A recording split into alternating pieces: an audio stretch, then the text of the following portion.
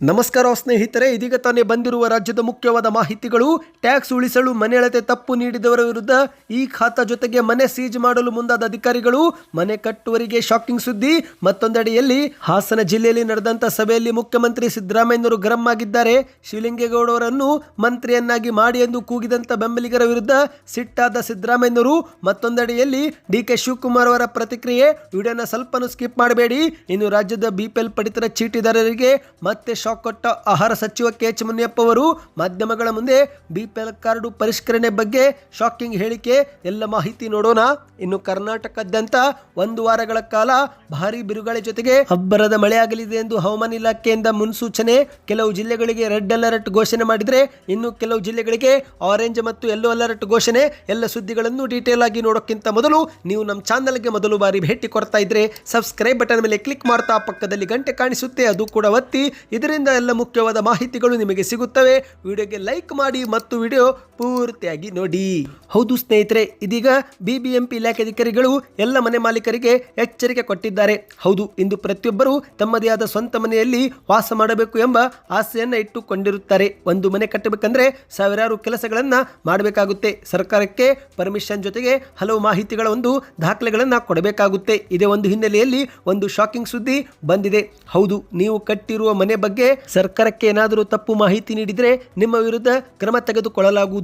ಹೌದು ಗೆಳೆಯರೆ, ಮನೆ ಅಳತೆ ಬಗ್ಗೆ ತಪ್ಪು ಮಾಹಿತಿ ನೀಡಿದವರ ವಿರುದ್ಧ ಈಗ ಬಿಬಿಎಂಪಿ ಇಲಾಖೆ ಅಧಿಕಾರಿಗಳು ಕ್ರಮಕ್ಕೆ ಮುಂದಾಗಿದ್ದಾರೆ. ಈಗಾಗಲೇ ಬೆಂಗಳೂರು ನಗರ ಒಂದರಲ್ಲೇ ತಪ್ಪು ಮಾಹಿತಿ ನೀಡಿದಂತ 20,000ಕ್ಕೂ ಅಧಿಕ ಈ ಖಾತಾದಾರರಿಗೆ ಬಿಬಿಎಂಪಿ ಶೋಕಾಸ್ ನೋಟಿಸ್ ಜಾರಿಗೆ ಮಾಡಿದೆ. ಮಾಡಿರುವ ತಪ್ಪು ಸರಿಪಡಿಸಿಕೊಳ್ಳದಿದ್ರೆ ನಿಮ್ಮ ಈ ಖಾತೆ ಜೊತೆಗೆ ಮನೆಯನ್ನು ಕೂಡ ಸೀಜ್ ಮಾಡುವುದಾಗಿ ಎಚ್ಚರಿಕೆ ನೀಡಿದೆ. ಹೌದು ಸ್ನೇಹಿತರೆ, ಟ್ಯಾಕ್ಸ್ ಕಡಿಮೆ ಕಟ್ಟಬಹುದು ಎಂಬ ಕಾರಣಕ್ಕೆ ಏನಾದರೂ ತಪ್ಪು ಅಳತೆ ನೀಡಿದ್ರೆ ಅಂತವರಿಗೆ ಇದೀಗ ಗ್ರಹಚಾರ ಕಾದಿದೆ. ಹೌದು, ಕಟ್ಟಿದ ಟ್ಯಾಕ್ಸ್ ಪಾವತಿಗಿಂತ ಅಳತೆಗಿಂತ ಏನಾದರೂ ಹೆಚ್ಚಿನ ಭಾಗದಲ್ಲಿ ಒಂದು ವೇಳೆ ಮನೆ ನಿರ್ಮಿಸಿದ್ರೆ ನೀವು ಈಗ ದಂಡ ಪಾವತಿ ಮಾಡುವ ಮೂಲಕ ನಿಮ್ಮ ತಪ್ಪನ್ನ ಸರಿಪಡಿಸಿಕೊಳ್ಳಬಹುದು. ಆದರೆ ನೀವೇನಾದರೂ ನಿಮ್ಮ ತಪ್ಪನ್ನ ಸರಿಪಡಿಸಿಕೊಳ್ಳದಿದ್ರೆ ಆಗ ನಿಮ್ಮ ಒಂದು ಮನೆ ಸೀಜ್ ಮಾಡಲಾಗುವುದು ಎಂದು ಹೇಳಲಾಗಿದೆ. ಸ್ನೇಹಿತರೆ, ಈ ಖಾತಾ ಜೊತೆಗೆ ಮನೆ ಕೂಡ ಸೀಜ್ ಮಾಡಲಾಗುವುದು ಎಂದು ಸ್ವತಃ ಬಿಬಿಎಂಪಿ ಕಂದಾಯ ವಿಭಾಗದ ವಿಶೇಷ ಆಯುಕ್ತರಾಗಿರುವ ಮುನೀಶ್ ಒದ್ಗಿಲ್ ಎನ್ನುವರು ಎಚ್ಚರಿಕೆ ಕೊಟ್ಟಿದ್ದಾರೆ. ಇದೊಂದು ಮುಖ್ಯವಾದ ಮಾಹಿತಿಯಾಗಿತ್ತು.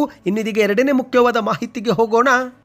ಇಂದು ಹಾಸನ ಜಿಲ್ಲೆಯಲ್ಲಿ ಮುಖ್ಯಮಂತ್ರಿ ಸಿದ್ದರಾಮಯ್ಯನವರು ಭಾಷಣದ ವೇಳೆ ಸಿಟ್ಟಾಗಿದ್ದಾರೆ. ಹೌದು, ಹಾಸನ ಜಿಲ್ಲೆಯ ಅರಸೀಕೆರೆ ತಾಲೂಕಿನ ಕ್ರೀಡಾಂಗಣದಲ್ಲಿ ರಾಜ್ಯ ಸರ್ಕಾರ ಆಯೋಜನೆ ಮಾಡಲಾಗಿದ್ದಂಥ ಫಲಾನುಭವಿ ಸಮಾವೇಶದಲ್ಲಿ ಸಿಎಂ ಸಿದ್ದರಾಮಯ್ಯನವರು 600 ಕೋಟಿಗೂ ಅಧಿಕ ಮೊತ್ತದ 11 ಕಾಮಗಾರಿಗಳ ಲೋಕಾರ್ಪಣೆ ಮತ್ತು 23 ನೂತನ ಕಾಮಗಾರಿಗಳಿಗೆ ಶಂಕುಸ್ಥಾಪನೆ ನೆರವೇರಿಸಿದ್ದಾರೆ. ಆದರೆ ಇದೇ ಸಮಾವೇಶದಲ್ಲಿ ಒಂದು ಸ್ವಾರಸ್ಯಕರ ಸಂಗತಿ ನಡೆದು ಹೋಗಿದೆ. ಅದೇನೆಂದರೆ ಶಾಸಕ ಶಿವಲಿಂಗೇಗೌಡರನ್ನು ಮಂತ್ರಿ ಮಾಡುವ ವಿಚಾರವಾಗಿ ಮುಖ್ಯಮಂತ್ರಿಯವರು ಆಕ್ರೋಶಗೊಂಡಿದ್ದಾರೆ. ಒಂದು ಕಡೆಯಲ್ಲಿ ಸಿಎಂ ಅವರು ಸಿಟ್ಟಾದರೆ ಮತ್ತೊಂದೆಡೆಯಲ್ಲಿ ಡಿಕೆ ಶಿವಕುಮಾರ್ ಅವರು ಬೆಂಬಲಿಗರಿಗೆ ಸಚಿವ ಸ್ಥಾನ ನೀಡುವ ಭರವಸೆಯನ್ನು ಕೊಟ್ಟಿದ್ದಾರೆ. ಹೌದು, ಫಲಾನುಭವಿಗಳ ಸಮಾವೇಶದಲ್ಲಿ ಮೊದಲಿಗೆ ಸಚಿವ ಜಮೀರ್ ಅಹಮದ್ ಖಾನ್ ಅವರು ಮಾತನಾಡಿ, ನಮ್ಮ ಪಕ್ಷ ಇರುವುದು ಜನರಿಗೆ ಸಹಾಯ ಮಾಡಲು.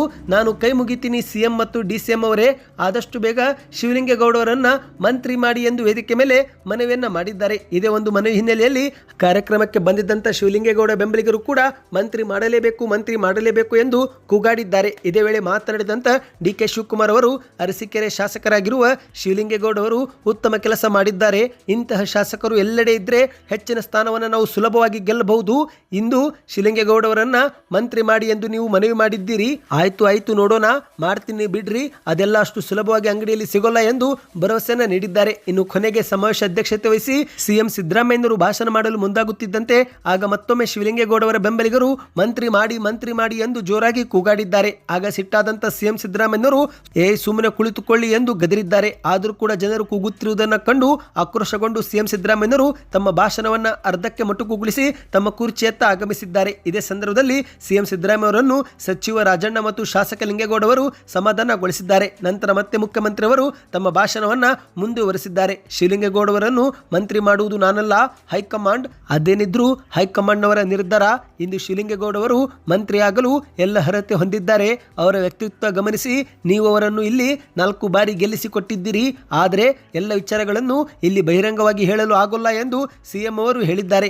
ಇದೇ ವೇಳೆ ಮತ್ತೆ ಮುಂದುವರೆದು ಡಿ.ಕೆ. ಶಿವಕುಮಾರ್ ಅವರು ಕೂಡ ಭಾಷಣ ಮಾಡಿ ಮತ್ತೊಮ್ಮೆ ಶಿವಲಿಂಗೇಗೌಡ ಅವರನ್ನು ಹಾಡಿ ಹೊಗಳಿದ್ದಾರೆ. ಹೌದು ಗೆಳೆಯರೆ, ಭಾಷಣದಲ್ಲಿ ಮಾತನಾಡಿದಂಥ ಡಿ.ಕೆ. ಶಿವಕುಮಾರ್ ಅವರು ಈಗ ಬಿಜೆಪಿ ಜೆಡಿಎಸ್ ಎರಡಲ್ಲ, ಇಂತಹ 4 ಪಕ್ಷ ಸೇರಿದ್ರು 2028ಕ್ಕೆ ನಮ್ಮದೇ ಸರ್ಕಾರ ಅಧಿಕಾರಕ್ಕೆ ಬರುತ್ತೆ.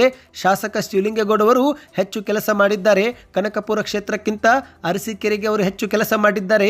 ಅವರ ಕಾಟ ನಮಗೆ ಜಾಸ್ತಿ. ಅಭಿವೃದ್ಧಿ ಕೆಲಸಗಳಿಗಾಗಿ ಸಿಎಂ ಮನೆಗೆ ಅವರು ತಿರುಗಿ ತಮ್ಮ 4 ಜೊತೆ ಚಪ್ಪಲಿ ಸವಿಸಿಕೊಂಡಿದ್ದಾರೆ ಎಂದು ಡಿ.ಕೆ. ಶಿವಕುಮಾರ್ ಅವರು ಹೇಳಿದ್ದಾರೆ. ಶಾಸಕ ಶಿವಲಿಂಗೇಗೌಡವರ ರೀತಿಯಲ್ಲಿ ಕೆಲಸ ಮಾಡುವಂತಹ ಶಾಸಕರು ಇದ್ದರೆ ನಾವು 138ಕ್ಕಿಂತಲೂ ಕೂಡ ಹೆಚ್ಚು ಸೀಟು ಗೆಲ್ಲುತ್ತೇವೆ. ಎಲ್ಲ ಕ್ಷೇತ್ರಗಳಲ್ಲಿ ಇಂತಹ ಶಾಸಕರು ಬೇಕು ಎಂದು ಡಿ.ಕೆ. ಶಿವಕುಮಾರ್ ಅವರು ಹೊಗಳಿದ್ದಾರೆ. ಇನ್ನೀಗ ಮತ್ತೊಂದು ಮುಖ್ಯವಾದ ಮಾಹಿತಿಗೆ ಹೋಗೋಣ ಸ್ನೇಹಿತರೆ. ನೀವು ಕೂಡ BPL ಪಡಿತರ ಚೀಟಿದಾರರಾಗಿದ್ದರೆ ಕಮೆಂಟ್ನಲ್ಲಿ BPL ಅಥವಾ APL ಎಂದು ಕಮೆಂಟ್ ಮಾಡಿ. ಇದೀಗ ರಾಜ್ಯದ ಜನತೆಗೆ ಮತ್ತೊಮ್ಮೆ ಆಹಾರ ಇಲಾಖೆ ಸಚಿವರಾಗಿರುವ ಕೆ.ಎಚ್. ಮುನಿಯಪ್ಪ ಅವರು ಒಂದು ಶಾಕಿಂಗ್ ಸುದ್ದಿ ಕೊಟ್ಟಿದ್ದಾರೆ. ಇಂದು ಹುಬ್ಬಳ್ಳಿಯಲ್ಲಿ ಮಾತನಾಡಿದಂತೆ ಇವರು BPL ಕಾರ್ಡ್ಗಳನ್ನು ಪರಿಷ್ಕರಣೆ ಮಾಡಬೇಕಾಗಿದೆ, ಏಕೆಂದರೆ ಕೇಂದ್ರ ಸರ್ಕಾರ ನಮ್ಮ ಮೇಲೆ ಮಿತಿಯನ್ನು ಹೇರಿದೆ ಎಂದು ಹೇಳಿಕೆಯನ್ನು ಕೊಟ್ಟಿದ್ದಾರೆ. ಮತ್ತೆ ಮುಂದುವರೆದು ಮಾತನಾಡಿ, ಇಂದು ಕರ್ನಾಟಕದಲ್ಲಿ 17 ಲಕ್ಷಕ್ಕೂ ಹೆಚ್ಚುವರಿ BPL ಕಾರ್ಡುಗಳಿವೆ. ಎಲ್ಲರಿಗೂ ಪಡಿತರವನ್ನು ಕೊಡಲಾಗುತ್ತಿದೆ. ಇಂದು ಜೋಳವನ್ನು ಖರೀದಿಸಿ 3 ತಿಂಗಳು ಬಿಟ್ಟರೆ ಅವೆಲ್ಲವೂ ಕೂಡ ಹುಳ ಹಿಡಿಯುತ್ತಿವೆ. ಹೀಗಾಗಿ ಖರೀದಿ ಮಾಡಿದ ತಕ್ಷಣವೇ ಫಲಾನುಭವಿಗಳಿಗೆ ಹಂಚಿಕೆ ಮಾಡಲು ನಾವು ಸೂಚನೆ ಕೊಟ್ಟಿದ್ದೇವೆ. ಕರ್ನಾಟಕ ಸರ್ಕಾರ ಶೀಘ್ರವೇ ಫಲಾನುಭವಿಗಳಿಗೆ ಬೇಳೆ ಮತ್ತು ಎಣ್ಣೆ ಕೊಡುವ ಬಗ್ಗೆಯೂ ಕೂಡ ಚಿಂತನೆ ಮಾಡ್ತಾ ಇದೆ. ಇದರ ಜೊತೆಗೇ ಕಾಳಸಂತೆಯಲ್ಲಿ ಮಾರಾಟ ಮಾಡುವವರ ವಿರುದ್ಧವೂ ಕೂಡ ಕಠಿಣ ಕ್ರಮ ನಾವು ತೆಗೆದುಕೊಳ್ಳುತ್ತೇವೆ ಎಂದು ಎಚ್ಚರಿಕೆ ಕೊಟ್ಟಿದ್ದಾರೆ. ಇಂದು ಕರ್ನಾಟಕದಲ್ಲಿ ಹಲವಾರು ನಕಲಿ BPL ಕಾರ್ಡುಗಳಿದ್ದು ಅಂಥವರನ್ನು ಕೂಡ ನಾವು ಪತ್ತೆ ಮಾಡುತ್ತಿದ್ದೇವೆ ಎಂದಿದ್ದಾರೆ. ಹೌದು, ಬಡವರಿಗೆ ಸಿಗಬೇಕಾಗಿದ್ದಂಥ ಆಹಾರ ಧಾನ್ಯಗಳು ಶ್ರೀಮಂತರ ಪಾಲಾಗಿ ಕಾಳಸಂತೆಯಲ್ಲಿ ಮಾರಾಟ ಮಾಡಲಾಗುತ್ತಿದ್ದು ಅಂಥವರ ವಿರುದ್ಧ ಕ್ರಮ ತೆಗೆದುಕೊಳ್ಳಲಾಗುವುದು ಎಂದು ಹೇಳಿದ್ದಾರೆ. ಸ್ನೇಹಿತರೆ, ಇದೀಗ ಕೇಂದ್ರ ಸರ್ಕಾರವು ಕೂಡ ನಮ್ಮ ಮೇಲೆ ಮಿತಿ ಹೇರಿದ್ದು, ಹಾಗಾಗಿ ಶೀಘ್ರವೇ ಮತ್ತೊಮ್ಮೆ BPL ಕಾರ್ಡುಗಳನ್ನು ಪರಿಷ್ಕರಣೆ ಮಾಡುತ್ತೇವೆ ಎಂದು ಸೂಚನೆ ಕೊಟ್ಟಿದ್ದಾರೆ. ಇದೊಂದು BPL ಪಡಿತರ ಚೀಟಿದಾರರಿಗೆ ಶಾಕಿಂಗ್ ಸುದ್ದಿಯಾಗಿತ್ತು. ಇನ್ನೀಗ ಕೊನೆಯ ಮುಖ್ಯವಾದ ಮಾಹಿತಿಗೆ ಹೋಗೋಣ. ಈಗ ರಾಜ್ಯಾದ್ಯಂತ 1 ವಾರಗಳ ಕಾಲ ಭಾರೀ ಬಿರುಗಾಳಿ ಜೊತೆಗೆ ಮಳೆ ಆಗಲಿದೆ ಎಂದು ಹವಾಮಾನ ಇಲಾಖೆಯು ಮುನ್ಸೂಚನೆ ನೀಡಿದೆ. ಹೌದು ಸ್ನೇಹಿತರೆ, ಈಗಾಗಲೇ ಕರ್ನಾಟಕದಾದ್ಯಂತ ಚಳಿಯ ವಾತಾವರಣ ಆವರಿಸಿದೆ. ಇಂತಹ ಸಮಯದಲ್ಲಿ ಮುಂದಿನ 1 ವಾರ ಭಾರೀ ಮಳೆ ಆಗಲಿದೆ ಎಂದು ಹವಾಮಾನ ಇಲಾಖೆಯು ಕೂಡ ಮುನ್ಸೂಚನೆ ನೀಡಿದೆ.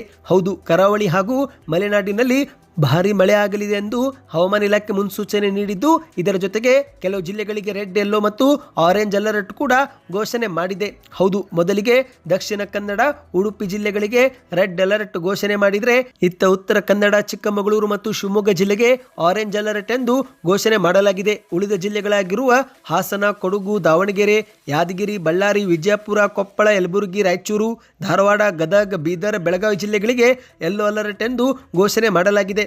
ಹವಾಮಾನ ಇಲಾಖೆಯ ಮಾಹಿತಿ ಪ್ರಕಾರ ಪ್ರತಿ ಗಂಟೆಗೆ 30 ರಿಂದ 40 ಕಿಲೋಮೀಟರ್ ವೇಗದಲ್ಲಿ ಗಾಳಿ ಜೊತೆಗೆ ಮಳೆಯಾಗಲಿದೆ ಎಂದು ಹವಾಮಾನ ಇಲಾಖೆ ಮುನ್ಸೂಚನೆ ಕೊಟ್ಟಿದೆ. ಸ್ನೇಹಿತರೆ, ಈ ಒಂದು ಎಲ್ಲ ಜಿಲ್ಲೆಗಳಲ್ಲಿ ಮುಂದಿನ 1 ವಾರ ಭಾರೀ ಮಳೆ ಆಗಲಿದೆ ಎಂದು ಹವಾಮಾನ ಇಲಾಖೆ ತಿಳಿಸಿದೆ. ನೀವು ಕೂಡ ಏನಾದರೂ ಈ ಜಿಲ್ಲೆಯವರಾಗಿದ್ದರೆ ಕಮೆಂಟ್ನಲ್ಲಿ ಎಸ್ ಎಂದು ಕಮೆಂಟ್ ಮಾಡಿ. ಸದ್ಯಕ್ಕೆ ಎಷ್ಟೇ ಇತ್ತು ಈ ಎಲ್ಲ ಮಾಹಿತಿಗಳು ನಿಮಗೆ ಇಷ್ಟವಾಗಿದ್ದರೆ ವಿಡಿಯೋಗೆ ಲೈಕ್ ಮಾಡ್ತಾ ನಮ್ಮ ಚಾನಲ್ಗೆ ಸಬ್ಸ್ಕ್ರೈಬ್ ಮಾಡಿ ಮತ್ತು ವಿಡಿಯೋ ಹೇಗೆ ಅನಿಸ್ತು ಕಮೆಂಟ್ ಮಾಡಿ. ನಿಮ್ಮ ಗೆಳೆಯರಿಗೂ ವಿಡಿಯೋ ಶೇರ್ ಮಾಡಿ.